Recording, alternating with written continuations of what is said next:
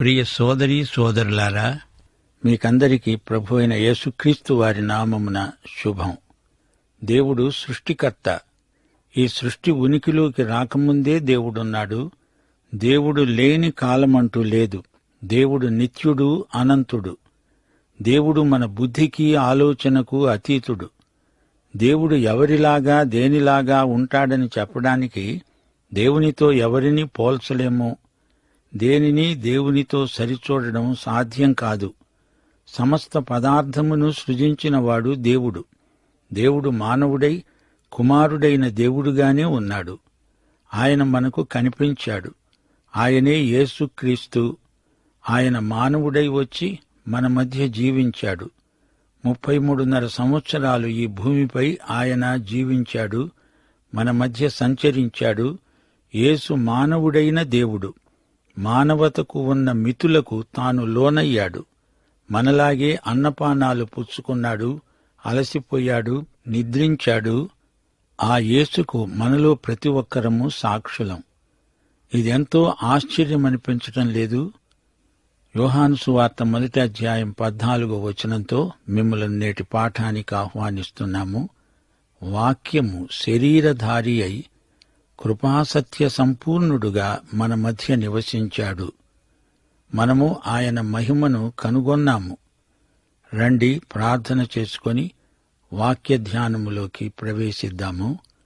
కృపా కనికరములు గల మా పరలోకపు తండ్రి, నీకు మా స్తుతులు స్తోత్రములు. ప్రభు, నీ నామమును ఘనపరుస్తున్నాము.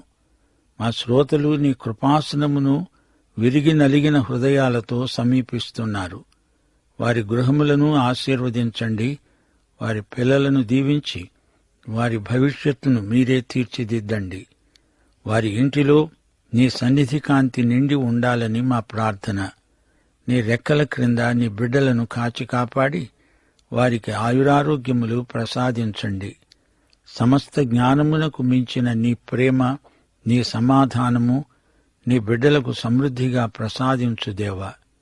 సంఘములను, సంఘ నాయకత్వమును ఆశీర్వదించండి, బలపరచండి, కనికరించండి. సంఘ బిడ్డల సాక్ష్యమును ఉజ్జీవపరచండి.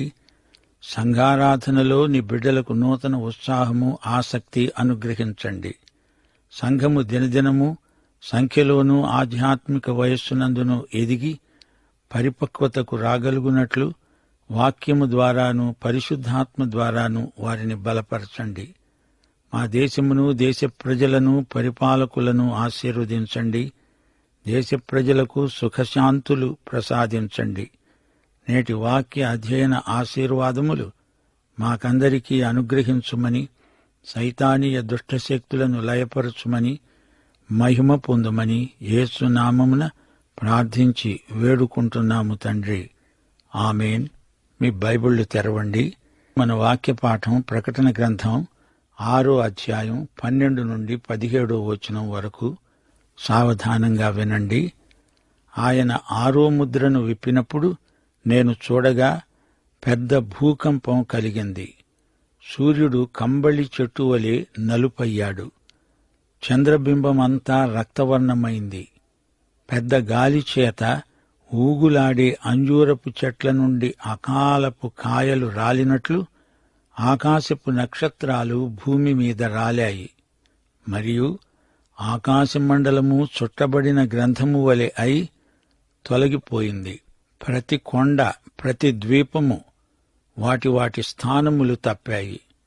భూరాజులు, ఘనులు, సహస్రాధిపతులు, ధనికులు, బలిష్ఠులు, ప్రతి దాసుడు, ప్రతి స్వతంత్రుడు, కొండ గుహలలో, బండల సందులలో దాక్కున్నవారై సింహాసనాసీనుడైన వాని యొక్క గొర్రెపిల్ల యొక్క ఉగ్రత దినం వచ్చింది. దానికి తాళజాలిన వాడెవడు? మీరు మా మీద పడి ఆయన సన్నిధికి, గొర్రెపిల్ల ఉగ్రతకు మమ్ములను మరుగు చేయండి అని పర్వతములతో, బండలతో చెబుతున్నారు. 6వ ముద్ర విప్పబడింది. ఉగ్రత దినం వచ్చేసింది. మహాశ్రమల కాలంలో చివరి సగభాగమిది. ఆయన యొక్క ఉగ్రత దినము. ఆ మహాశ్రమల ఆరంభంలో, ముగింపులో ఈ ఉత్పాతాలు, ఈ భయంకర భీకర సన్నివేశాలు కనిపించడం గొప్ప విశేషం. యోవేలు గ్రంథం 2వ అధ్యాయం 30-31 వచనాలు, అపొస్తలుల కార్యములు 2వ అధ్యాయం 20వ వచనంతో పోల్చి చూడండి. ఆకాశమందు భూమియందు మహత్కార్యములను అనగా రక్తమును, అగ్నిని, ధూమస్తంభములను కనపరుస్తాను. యెహోవా యొక్క భయంకరమైన ఆ దినము రాకముందు సూర్యుడు తేజోహీనుడవుతాడు, చంద్రుడు రక్తవర్ణమవుతాడు. ప్రభువు ప్రత్యక్షమయ్యే ఆ మహాదినము రాకముందు సూర్యుడు చీకటిగా, చంద్రుడు రక్తముగా మారుతారు. అప్పుడు ప్రభువు నామమును బట్టి ప్రార్థన చేసే వారందరూ రక్షణ పొందుతారు అని దేవుడు చెప్తున్నాడు. ఇది మహాశ్రమల ఆరంభం. అంతం ఎలా ఉంటుందో యోవేలు గ్రంథం 3వ అధ్యాయం 9-17 వచనం వరకు, యెషయా గ్రంథం 13వ అధ్యాయం 9-13 వచనం వరకు, 34వ అధ్యాయం 1-4 వచనం వరకు, మత్తయి సువార్త 24వ అధ్యాయం 29వ వచనం ఇందులో చూపబడింది. ఈ వచనాల సారాంశం వినండి. అన్యజనులకు తీర్పు, జనుల దోషం అత్యధికమైంది. తీర్పు తీర్చే లోయలోకి రండి. భూమి ఆకాశాలు వణుకుతున్నాయి. యెహోవా తన జనులకు ఆశ్రయమవుతాడు, ఇశ్రాయేలీయులకు దుర్గముగా ఉంటాడు. అన్యజనులు ఇక మీదట దానిలో సంచరించకుండా యెరూషలేము పరిశుద్ధ పట్టణముగా ఉంటుంది. యెహోవా దినం వచ్చింది. క్రూరమైన ఉగ్రతతో, ప్రచండమైన కోపముతో అది వస్తుంది. సూర్యచంద్ర నక్షత్రాలు ప్రకాశించవు. లోకుల చెడుతనమును బట్టి, దుష్టుల దోషమును బట్టి నేను వారిని శిక్షించబోతున్నాను. అహంకారుల అతిశయాన్ని మాన్పిస్తాను. బలాత్కారుల గర్వాన్ని అణిచివేస్తాను. బంగారు కంటే మనుషులు, సువర్ణము కంటే నరులు అరుదు అవుతారు. ఆయన ఉగ్రతకు, కోపాగ్నికి ఆకాశము వణుకుతుంది, భూమి తన స్థానము తప్పుతుంది. రాష్ట్రములారా, యెహోవా కోపము సమస్త జనముల మీదికి వస్తున్నది. వారి సర్వ సైన్యము మీదికి ఆయన కోపము వస్తున్నది. ఆయన వారిని శపించి వధకు అప్పగించాడు. ఆకాశ సైన్యమంతా క్షీణిస్తుంది. ద్రాక్షవల్లి నుండి ఆకు వాడి రాలునట్లు, అంజూరపు చెట్టు నుండి వాడినది రాలునట్లు వారి సైన్యమంతా రాలిపోతుంది. ఆ దినముల శ్రమ ముగిసిన వెంటనే చీకటి సూర్యుణ్ణి కమ్ముతుంది. చంద్రుడు కాంతి ఇవ్వడు. ఆకాశము నుండి నక్షత్రాలు రాలుతాయి. ఆకాశమందలి శక్తులు కదిలించబడతాయి. శ్రోతలు గ్రహించండి, ఇదంతా మహాశ్రమల కాలంలో నెరవేరుతుంది. అయితే ఇప్పుడు అడపాదడపా భూకంపాలు వస్తున్నాయి. గత 4000 సంవత్సరాలలో వచ్చిన భూకంపాలకు మొత్తం 1,30,00,000కు పైగా జననష్టం వాటిల్లింది. ప్రకటన గ్రంథం 16వ అధ్యాయం 18వ వచనంలో రాబోయే భూకంపం ఎంత భయానకమైందో చూడండి. అప్పుడు మెరుపులు, ధ్వనులు, ఉరుములు పుట్టాయి. పెద్ద భూకంపాలు కలిగాయి. మనుష్యులు భూమి మీద పుట్టినది మొదలుకొని అట్టి మహాభూకంపము కలుగలేదు. అది అంత గొప్పది. ఇది భవిష్యత్తులో నెరవేరబోయే ప్రవచనం. ఆకాశమండలము ఆ రోజున చుట్టబడిన గ్రంథములాగా తొలగిపోతుంది. నహూము గ్రంథం 1వ అధ్యాయం 5వ వచనం, ప్రకటన 20వ అధ్యాయం 11వ వచనం కూడా ఇదే మాట అంటోంది. భూమి ఆకాశములు ఆయన సముఖము నుండి పారిపోయాయి. ఆయనకు భయపడి పర్వతాలు కంపిస్తాయి, కొండలు కరిగిపోతాయి. ఆయన ఎదుట భూమి కంపిస్తుంది. ఇది జరగబోయే ప్రవచనం. దేవుని ఉగ్రత రోజు ఎంత భయంకరంగా వర్ణించబడిందో చూడండి. అందరూ, రాజు, పేద, ప్రతి ఒక్కరూ కొండ గుహలలో, బండల సందుల్లో దాక్కొని పర్వతాలకు, బండలకు ప్రార్థన చేస్తున్నారు. బండల్లారా, కొండల్లారా, గొర్రెపిల్ల ఉగ్రత వచ్చేసింది, తట్టుకోలేము, మమ్మల్ని కప్పండి, మమ్ములను ఆయన ఉగ్రతకు మరుగు చేయండి. గొర్రెపిల్ల ఉగ్రత. గొర్రెపిల్ల సాధు స్వభావం కలిగింది గదా. గొర్రెపిల్ల ఉగ్రతేమిటి? ప్రవక్తలందరూ ఈ దినాన్ని, దేవుని ఉగ్రత దినాన్ని ప్రకటించారు. ఈ దినాన్ని ప్రకటన గ్రంథం దేవుని ఉగ్రత దినం అంటోంది. దేవుని వాక్యంలో పరస్పర విరుద్ధ భావాలు గల చిత్రపటాలు ఎన్నో ఉన్నాయి. గొర్రెపిల్ల ఎంతో సాధు స్వభావం కలిగింది. గొర్రెపిల్లకు కోపం వస్తే ఎలా ఉంటుంది? హేబెలు నుండి బాప్తిస్మకుడైన యోహాను వరకు యేసు దేవుని గొర్రెపిల్లగానే పరిచయమవుతున్నాడు. ప్రకటన గ్రంథం 13వ అధ్యాయం 8వ వచనం, జగత్పునాది నుండి వధింపబడిన దేవుని గొర్రెపిల్ల యేసే. ఏ గొర్రెపిల్ల సృజించబడకముందే యేసు దేవుని గొర్రెపిల్ల. అంతేకాని గొర్రెపిల్లను చూచి దాని సాత్వికతను బట్టి దేవుడు గొర్రెపిల్లను ఏర్పరచుకోలేదు. యేసును జగత్పునాదికి ముందే దేవుడు వధింపబడిన దేవుని గొర్రెపిల్ల అన్నాడు. అయితే క్రీస్తును సూచించే గుర్తుగా దేవుడు గొర్రెపిల్లను సృజించాడు అని మనం గ్రహించాలి. ప్రభువు మహాసాత్వికుడు. మత్తయి సువార్త 11వ అధ్యాయం 28, 29 వచనాలు. ప్రయాసపడి భారము మోసుకుంటున్న సమస్త జనులారా, నా వద్దకు రండి, నేను మీకు విశ్రాంతి కలుగచేస్తాను. నా కాడి మీ మీద ఎత్తుకోండి, నా వద్ద నేర్చుకోండి. నేను సాత్వికుడను, దీనమనస్సు గలవాడను. మీ ప్రాణములకు విశ్రాంతి కలుగుతుంది. మార్కు సువార్త 10వ అధ్యాయం 14వ వచనంలో ప్రభు అన్నాడు, చిన్న పిల్లలను ఆటంకపరచక నా వద్దకు రానియండి, దేవుని రాజ్యము ఇలాంటి వారిదే. కుక్కలున్నాయి జాగ్రత్త అని ఇంటి ముందు రాసి పెడతారు గాని గొర్రెపిల్లలున్నాయి జాగ్రత్త అని ఎవరైనా రాసి ఇంటి ముందు పెడతారా?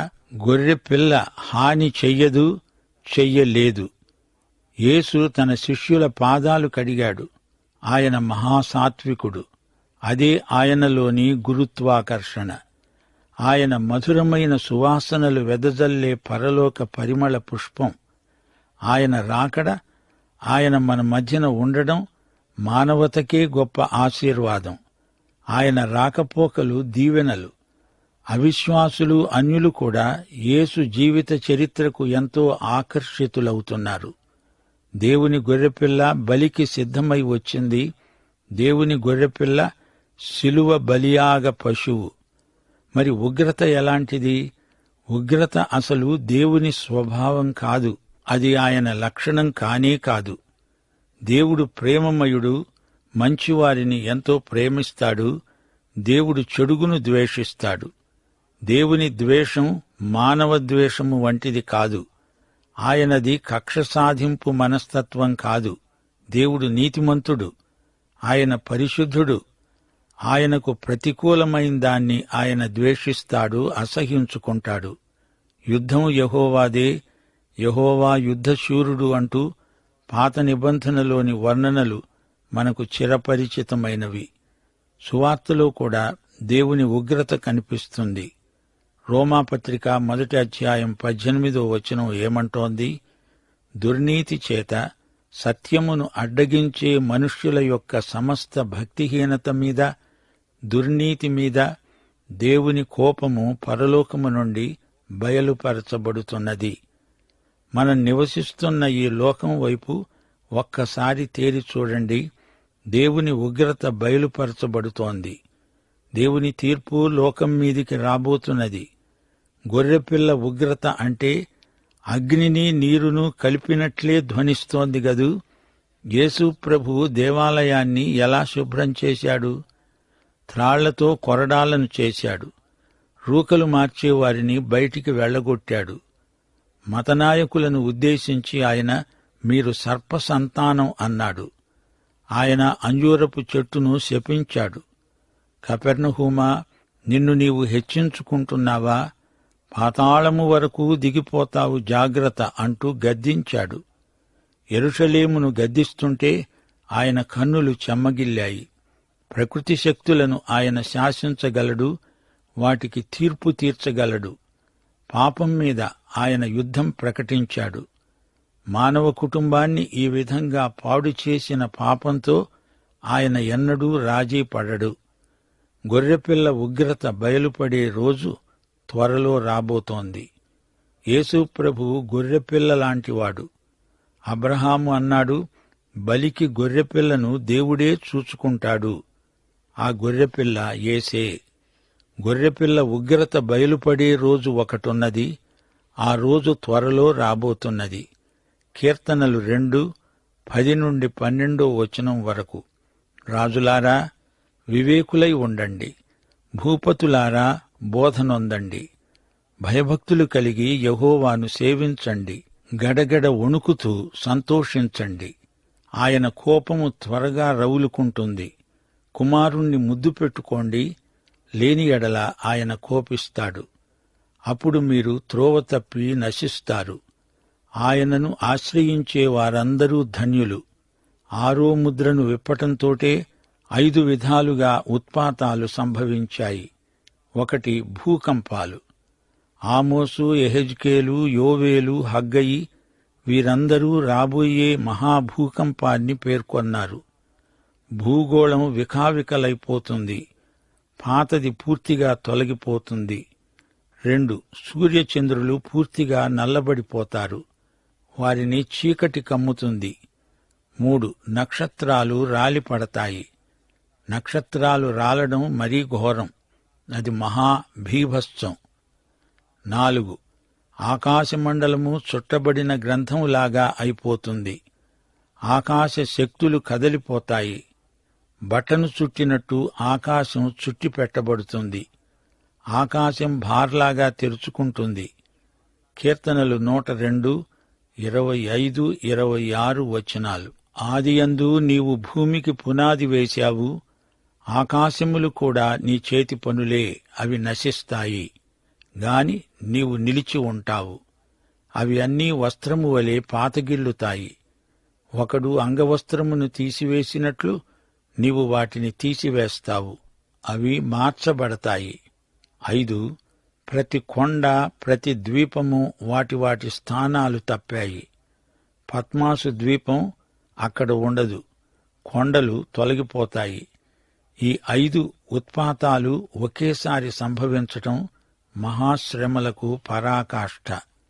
కాలానికి అది అంతం, స్థలానికి కూడా అది అంతమే.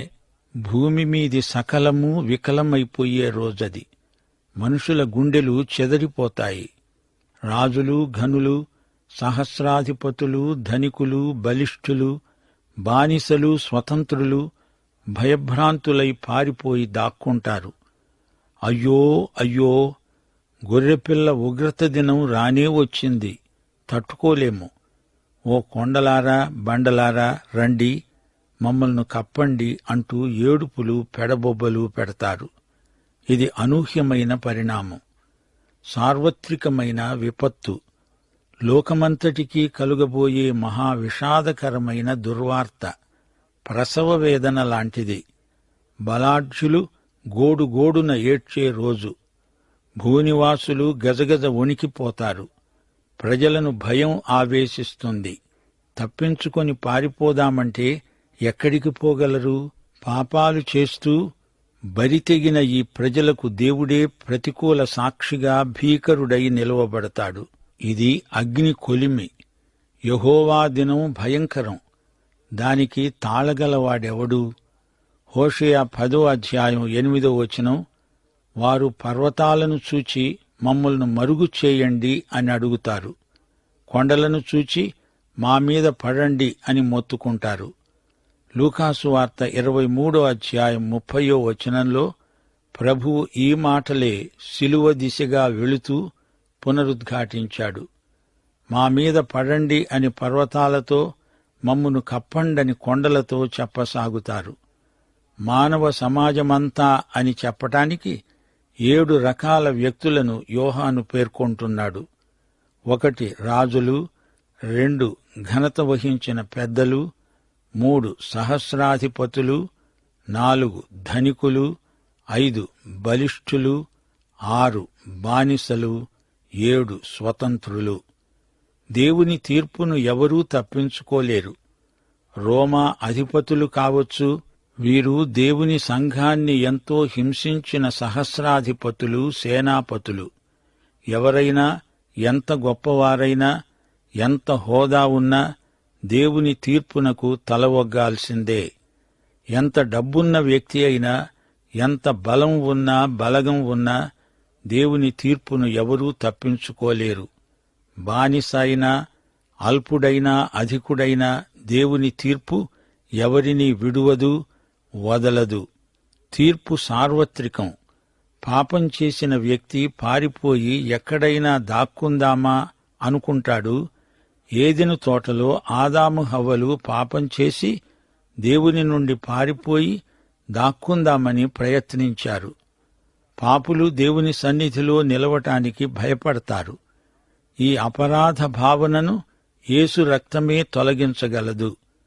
క్రీస్తునందు దేవుని ప్రేమ, కనికరము సమృద్ధిగా లభిస్తాయి. గమనించండి, వీరందరూ గొర్రెపిల్ల ఉగ్రత నుండి తప్పించుకోవాలని చూస్తున్నారు. దేవుని ఉగ్రత వెనుక దేవుని ప్రేమ ఉంది. అంత ఉగ్రతలో కూడా ఆయన యందు రక్షించే కృప ఉంది. పాఠం ఇంతటితో సమాప్తం.